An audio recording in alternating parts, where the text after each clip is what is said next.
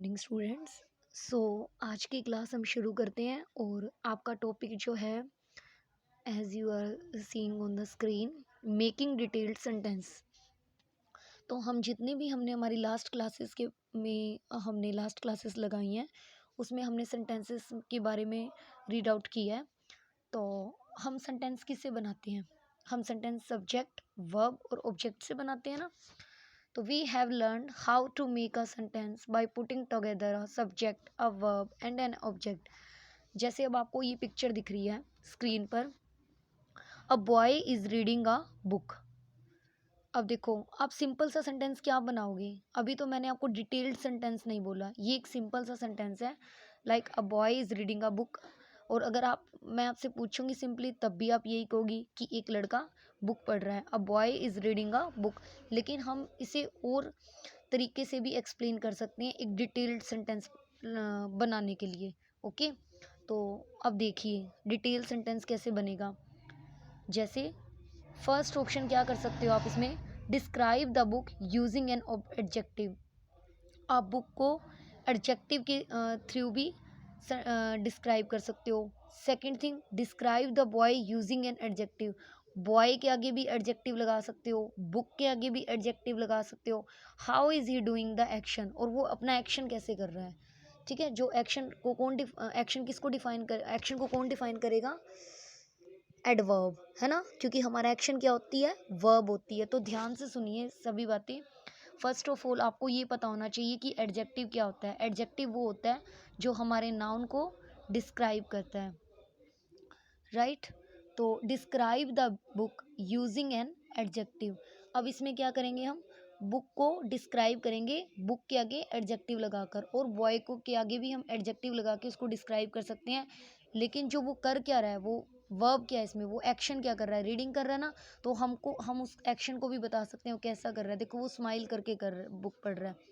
तो हमारा सेंटेंस कैसे बनेगा? बुक को हमने डिफाइन कर दिया अ बिग बुक, एडजेक्टिव क्या लगा दिया? Big.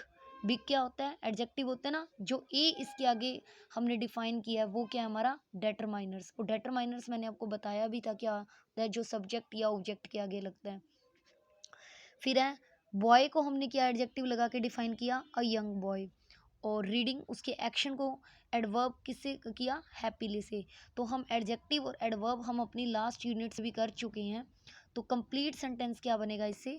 A young boy is happily reading a big book. एक यंग बॉय हैप्पीली रीडिंग, देखो हमने रीडिंग को डिफाइन कर दिया, वर्ब को हैप्पीली, और बुक को हमने क्या डिफाइन कर दिया? A big. देखो पीछे वाला सेंटेंस हमारा कितना सिंपल था, a boy is reading a book. लेकिन हमने इसकी और डिटेल दे दी। जब हमने ऑब्जर्व किया इस पिक्चर को तो हमने इसकी और डिटेल दे दी, और वो डिटेल में कैसे बना? A young boy is happily reading a big book. ठीक है, तो अभी देखिए एक और सेंटेंस के साथ ट्राई करते हैं, एक और पिक्चर के साथ। अब देखिए इसमें आपको एक गर्ल दिख रही है और एक डॉग दिख रहा है। Let us try with another picture, what more can you see in this picture. अब आप इस पिक्चर में क्या क्या देख नोटिस कर सकते हो, क्या क्या ऑब्जर्व कर सकते हो? Describe the dog using an adjective. आप डॉग को कैसे डिस्क्राइब कर सकते हो? एडजेक्टिव का यूज करके। गर्ल को भी आप डिस्क्राइब कर सकते हो एडजेक्टिव का यूजिंग करके। याद रखना, जो ऑब्जेक्ट और सब्जेक्ट होंगे हम उनके आगे एडजेक्टिव लगा सकते हैं। जो हमारी वर्ब होगी, यानी कि जो हमारा एक्शन परफॉर्म हो रहा होगा, हम उसके आगे एडवर्ब लगा सकते हैं। तो how he she doing the action, तो हमेशा हमारे एक्शन के आगे क्या लगेगा? हाउ, कि वो कैसा परफॉर्म कर रही है। ओके, अब देखो एक एक करके डिफाइन करते हैं। गर्ल के लिए हम अ ब्यूटीफुल गर्ल भी कर सकते हैं, ठीक है। और टॉल गर्ल भी कर सकते हैं, ठीक है। शॉर्ट शॉर्ट तो है नहीं, टॉल गर्ल भी कर सकते हैं, थिन गर्ल भी कर सकते हैं। तो यहाँ पे क्या लगाया गया? अ ब्यूटीफुल गर्ल। फिर डॉग कैसा है? फ्लफी डॉग, ठीक है। डॉग के लिए हमने क्या एडजेक्टिव लगाया? Fluffy dog. तुम यहाँ पे और भी यूज़ कर सकते हो, वाइट डॉग या वाइट एंड ब्लैक डॉग। और अब ये कैसे कर रहे हैं? अब देखो डॉगी आगे गया है और गर्ल पीछे पीछे है, तो यानी कि डॉग फास्ट है, इज रनिंग फास्ट। तो हम इसको और कैसे डिफाइन, उनके एक्शन को कैसे डिफाइन कर सकते हैं? Is running fast. हैप्पीली तो हमने पिछले सेंटेंस में दिखा दिया, तो हम इसमें कुछ नया शो कर देंगे। और कंप्लीट सेंटेंस क्या बनेगा? अ beautiful girl is running fast with her fluffy dog. अब हमने क्या किया, पुट दोज 3 पार्ट्स टुगेदर, जो हमने इसकी ये 3 पार्ट्स डिफाइन किए थे, देखो हमारा इससे एक पूरा सेंटेंस बन रहा है। Put those 3 parts together to make a sentence. A beautiful girl is running fast with her fluffy dog. Let us try one last picture, what more can you see in the picture. एक और picture के साथ हम describe करते हैं। सबसे पहले describe the children listening and Singh an adjective. पहले हम क्या करेंगे, चिल्ड्रन सिंग कर रहे हैं, हम इनको एक एडजेक्टिव से डिफाइन करेंगे। How are they doing the action, ये यहाँ पर हमारी वर्ब को डिफाइन करना है हमने एडवर्ब लगाकर, ठीक है, वो अपना एक्शन कैसे परफॉर्म कर रहे हैं। Describe the stage using an adjective, हम स्टेज, ये स्टेज पे परफॉर्म कर रहे हैं ना, तो स्टेज के आगे भी हम एडजेक्टिव लगा सकते हैं, ठीक है, और बच्चों के आगे, बच्चों के नेम के आगे भी हम एडजेक्टिव लगा सकते हैं। तो देखो, द चीयरफुल चिल्ड्रन, अब दो बच्चे हैं तो हमने चिल्ड्रन में ले लिया, इसको चिल्ड्रन से डिफाइन कर दिया। चीयरफुल मतलब खुशी से, ठीक है, और कैसे डांस कर रहे हैं, आर मैरीली डांसिंग। मैरीली का मतलब क्या होता है, खुशी से, ओके। अ कलरफुल स्टेज, स्टेज आप देख रहे हो कलरफुल है। तो अब इन तीनों को, तीनों पार्ट्स को हमने इकट्ठे करके और सेंटेंस बनाना है। और कैसे, पहला सब्जेक्ट, फिर वर्ब, फिर ऑब्जेक्ट। तो ये देखो, the cheerful children are merrily dancing on a colourful stage.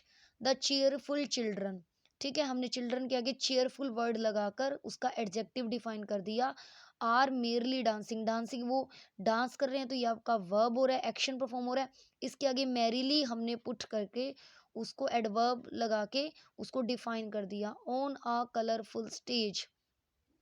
और स्टेज को हमने कैसा बता दिया, कलरफुल, ठीक है। तो ये वाले जो हमारा सेंटेंसेस का पार्ट जो था वो यहीं फिनिश होता है। तो अभी आप वर्कशीट नंबर 13 देख रहे हैं, जो आपको अपने आप से करनी है। आपको पैसेज रीड करना है और फॉलोइंग क्वेश्चंस के रिप्लाई करने हैं, आंसर करने हैं। Neha is a student of class 3 at lead school. Neha जो है वो क्लास 3 की लीड स्टूडेंट की स्टूडेंट है। She loves painting and drawing, उसे पेंटिंग और ड्राइंग करना पसंद है। Her school was conducting a painting contest in a few days, उसका जो स्कूल है वो कुछ ही दिनों में एक पेंटिंग का कॉन्टेस्ट कर रहा है। However on the day of the contest she caught a fever, हालांकि, हाउएवर मीन्स हालांकि, कॉन्टेस्ट वाले दिन उसे बुखार हो जाता है। She really wanted to participate but she was also feeling tired. She really, really क्या होता है, वास्तव में। वांटेड मीन्स चाहना, पार्टिसिपेट मीन्स भाग लेना, हिस्सा लेना। वह वास्तव में हिस्सा लेना चाहती है, but she was also feeling tired, tired means थकी हुई, वह थकी हुई महसूस कर रही है। फीलिंग मीन्स महसूस करना। After discussing it with her parents, अपने पेरेंट्स से डिस्कस करने के बाद, she decided to give it a miss, वह डिसाइड करती कि वो इसे मिस कर देगी। Since there will be other competitions, जबकि और कॉम्पिटिशन्स होंगे, she can take part in, वह उसमें हिस्सा ले सकती है। And nothing is more important than one's health, और कुछ भी हेल्थ से इम्पोर्टेंट नहीं है। तो which school was Neha studying in, बिल्कुल आपको पता है आंसर, इसमें पैराग्राफ में कौन सा आपने खुद से राइट करना है।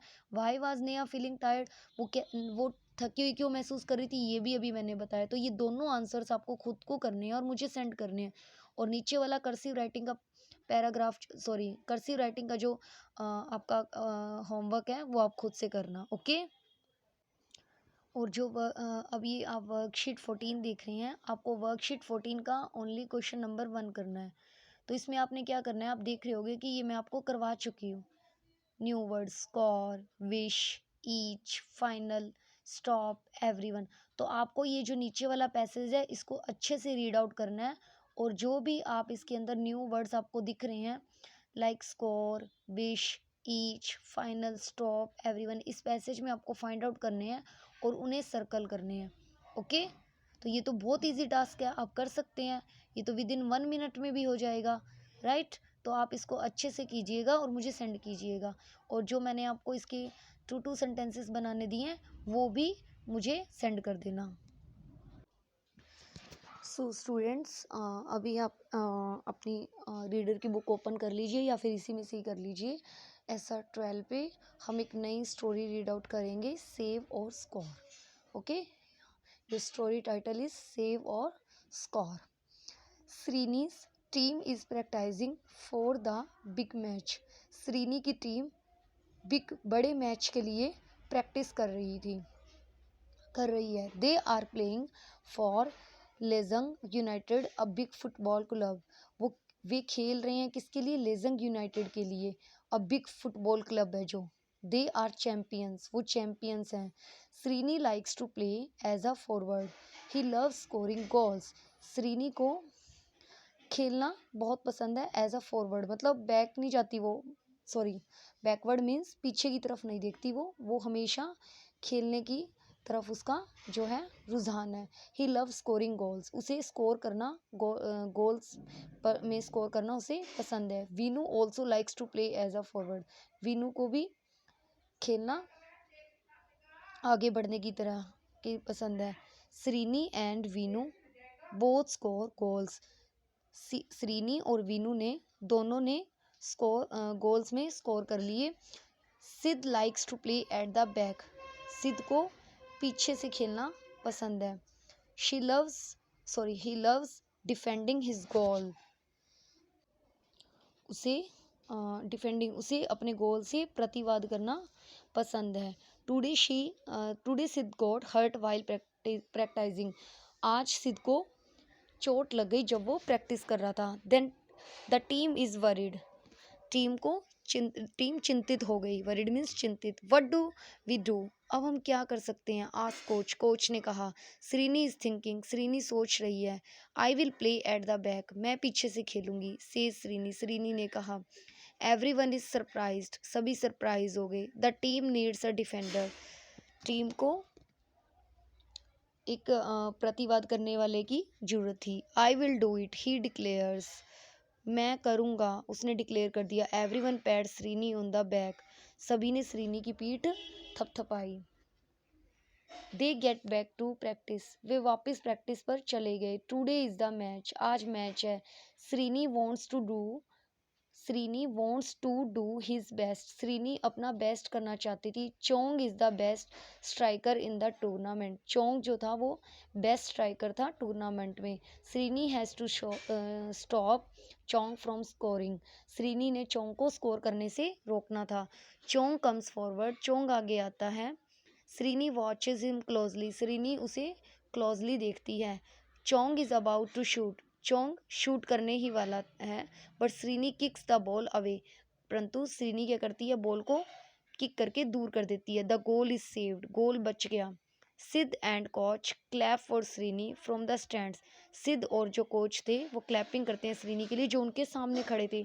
Srini is happy, he chooses to defend for the, यहाँ पर ही की जगह बेटा शी आएगा। She choose to defend for the team, Srini खुश है और उसने अपनी टीम के लिए डिफेंड को चूज़ किया। तो यहीं पर जो आपकी स्टोरी है वो फिनिश होती है और इसी के बेस पर आपके वोकैबुलरी वर्ड्स हैं। जैसे डिफेंडिंग का मीनिंग क्या होता है? प्रोटेक्टिंग फ्रॉम डेंजर, खतरे से सुरक्षा करना, जो सिद्ध का काम था वो डिफेंडर था, ठीक है। वरीड मतलब चिंतित। थिंकिंग अबाउट अ प्रॉब्लम, एक प्रॉब्लम के बारे में सोचना। डिक्लेयर, से something in a strong manner, कुछ भी बोलना एक स्ट्रॉन्ग मैनर में, ठीक है, एक शक्तिशाली मैनर में। स्ट्राइकर क्या होता है? प्लेयर्स हु स्कोर गोल्स, खिलाड़ी जो गोल करते हैं। Tournament, set of contest with a prize at the end, set of tournament क्या होता है? सेट ऑफ कॉन्टेस्ट होता है जो जब एंड में उन्हें प्राइज मिलता है, ठीक है। तो आपकी ये स्टोरी भी यहीं फिनिश होती है। तो आप अभी वर्कशीट 15 देख रही हैं। वन मोर वर्कशीट और आपको करनी है जिसमें आपने क्या करना है? अंडरलाइन, फर्स्ट क्वेश्चन में underline each part of the sentence and mark S for subject, V for verb and O for object. इसमें आपको सब्जेक्ट बताना है, वर्ब बतानी है और ऑब्जेक्ट बताना है, ठीक है। तो आप इसका सिर्फ क्वेश्चन नंबर 1 ही करेंगे, okay. No need to question number 2, ये मैं अपने आप से करवाऊंगी आपको। तो आज की क्लास जो है हम यहीं फिनिश करते हैं और मिलेंगे कल एक नई क्लास के साथ। तो तब तक आप अच्छे से अपनी क्लास को अच्छे से सुनिए और इसकी बेसिस पे जो मैंने आपको होमवर्क दिया है वो कीजिए और मुझे सेंड कीजिए। Have a good day.